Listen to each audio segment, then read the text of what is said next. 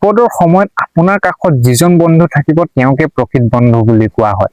কিন্তু কিছুমান বন্ধুত্ব আজিকালি এনেকুৱা হৈ গৈছে, আপোনাৰ যেতিয়া বিপদ আহিব তেতিয়া তেওঁলোকৰ কোনো খবৰ খাতি নাই, কিন্তু তেওঁলোকৰ যেতিয়া বিপদ আহে পোন প্ৰথমে আপোনাৰ নামটোৱে তেওঁলোকে মনত পেলাব। কিছুমান বন্ধু আছে যিয়ে মাহৰ পাছত মাহ আপোনাক ফোন নকৰে, বন্ধু কেনে আছা, ভালে আছা নে, কি কৰি আছা, এটা সৰু খবৰো নলয়। কিন্তু যিদিনা তেওঁলোকৰ টকাৰ প্ৰয়োজন হয় সেইদিনা হঠাৎ ফোন আহিব, বন্ধু টকা অলপ লাগিছিল, দিব পাৰিবিনে? তেতিয়াহে মনত পৰে বন্ধুত্বৰ কথা। মই বন্ধুত্বক ভাল পাওঁ, মই বন্ধুত্বক সন্মানো কৰো, কিন্তু কেৱল নিজৰ স্বাৰ্থ পূৰণ কৰিবলৈ কৰা বন্ধুত্বৰ কোনো মূল্য নাই। আপুনি হয়তো চাকৰি কৰি আছে, মাহৰ শেষত দৰমহা আহিছে, কিন্তু সেই টকাখিনি কেৱল আপোনাৰ নহয়, ঘৰ চলাব লাগে, পৰিয়ালক চাব লাগে, নিজৰ খৰচ আছে আৰু ভৱিষ্যতৰ বাবেও অলপ সঞ্চয় কৰিব লাগে। আপুনি দিন ৰাতি কষ্ট কৰি, ৰাতি টোপনি ক্ষতি কৰি, নিজৰ জীৱনৰ বহু সুখ ত্যাগ কৰি টকা উপাৰ্জন কৰে, কিন্তু সেই কষ্টৰ কথা কোনোবাই আপোনাক সোধেনে?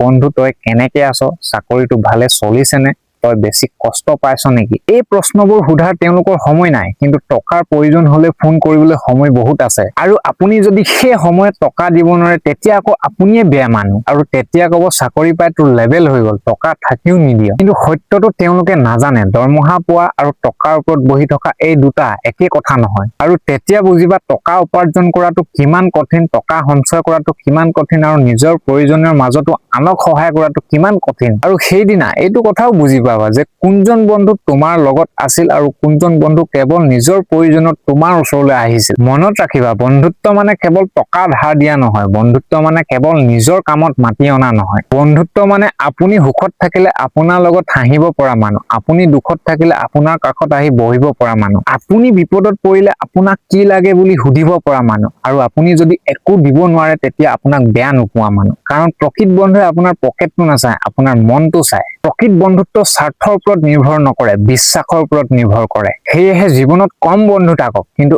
এনেকুৱা বন্ধু থাকক যিয়ে আপোনাৰ সুখত আনন্দ পাব, দুখত কাষত থাকিব, আৰু বিপদত হাতখন ধৰি কব ভয় নকৰিবা বন্ধু, মই আছো। সেইটোৱে প্ৰকৃত বন্ধুত্ব, সেইটোৱে বন্ধুত্বৰ আচল মূল্য।